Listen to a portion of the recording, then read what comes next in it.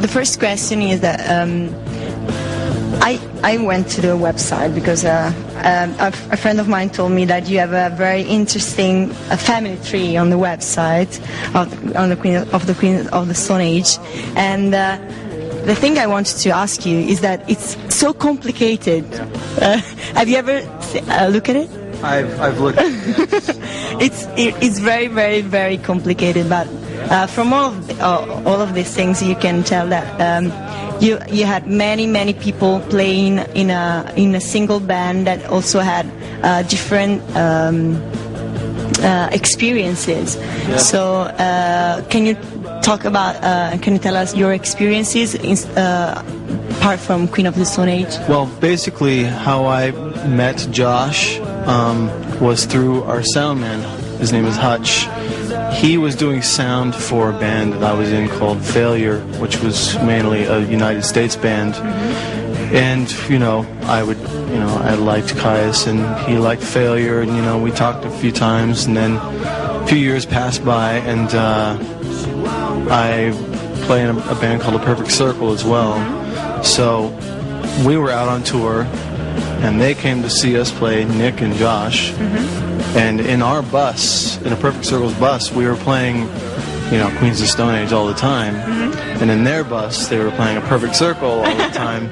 So we all ended up with the same management, and then I always kept in touch with Hutch. And it just so happened that they caught me at an opportune moment where I wasn't doing that much, and they needed somebody to do all those, all three instruments at once. So I had the opportunity to go ahead and do it, so here I am. I'm still here. Sono sempre Lella dei Sette Vite, sono qui con Troy, the Queen of the Stone Age. La domanda che voglio fargli è praticamente, I read in a newspaper and also from other internet articles that Queen of Stone Age music is described as robot music. Robot rock. Yeah. What was that? Well, I think it was it's kind of a way to step away from the term stoner rock, because this, to me, Queens of the Stone Age is not stoner rock at all. So, robot meaning repetitious and almost mechanical, in order to get the audience or the listener in a trance.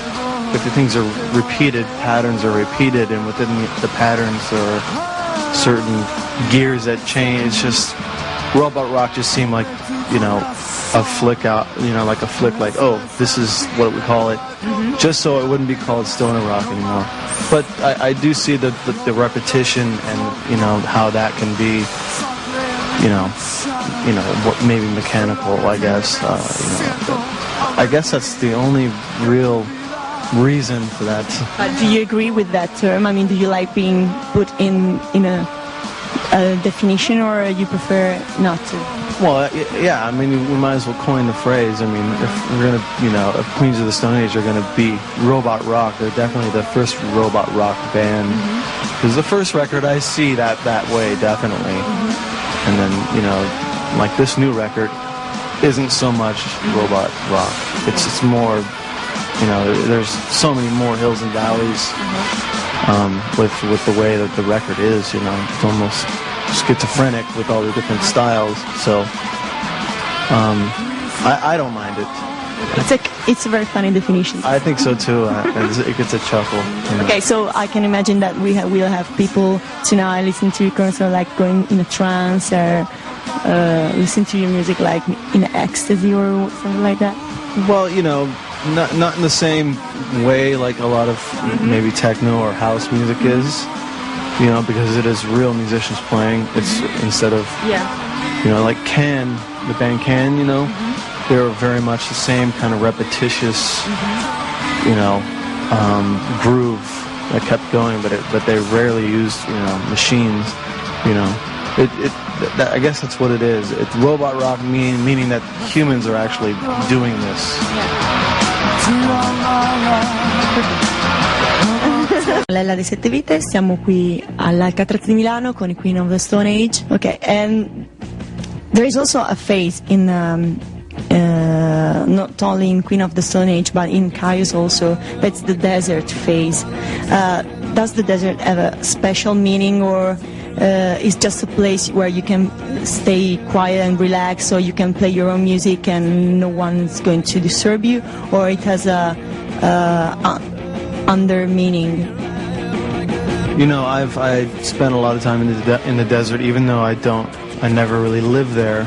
My parents lived there. The quiet is almost deafening. It's so quiet. There's no people around, and it's just for some reason there's just an energy that's indescribable, and you know, I know that has to do with the way that, you know, the music of Queen Stone Age, you know, has at least started, or has started.